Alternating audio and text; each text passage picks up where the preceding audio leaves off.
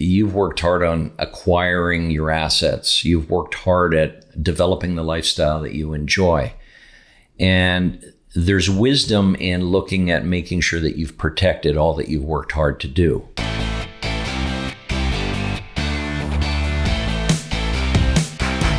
What are some generalities around insurance when someone might either consider purchasing insurance or not? An insurance contract is a promise written on a piece of paper. When the promise is expected to be delivered, the professionals are the ones that can stick handle you through the challenges of a claim. From an outsider standpoint, what would you say the difference is from purchasing life insurance versus, say, self-insuring? When you're buying insurance, you are basically asking somebody else to take on the risk of helping you out at a time when there's a disaster. And to exchange the transfer of risk, we pay somebody in order to carry out that service, and we call that a premium.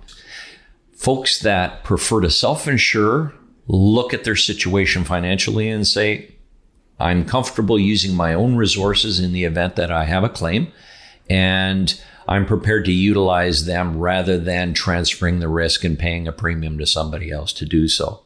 Let's touch base on mortgage insurance versus life insurance. What are some of the benefits and perhaps disadvantages of having either? Mortgage coverage is designed as a simplified product. And what I mean by that is, in order to make this an easy transaction to provide peace of mind to the consumer, they minimize the number of health questions that they ask you.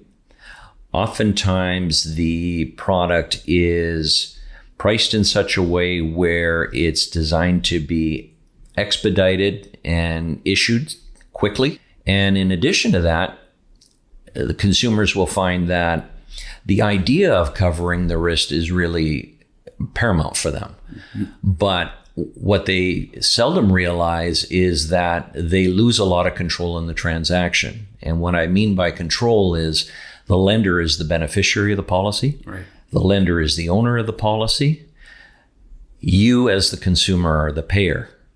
And in order to help compensate all three parties that I just alluded to, they have to charge you more premium in order to make sure that everybody gets their pound of flesh out of the consumer at that point in time. Right. It loses a lot of the flexibilities that you could enjoy in working with a direct financial planner or insurance professional. And you have the ability to extend terms when you're working with an individual life product.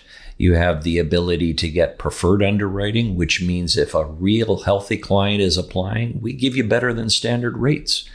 You have the ability to make that product portable.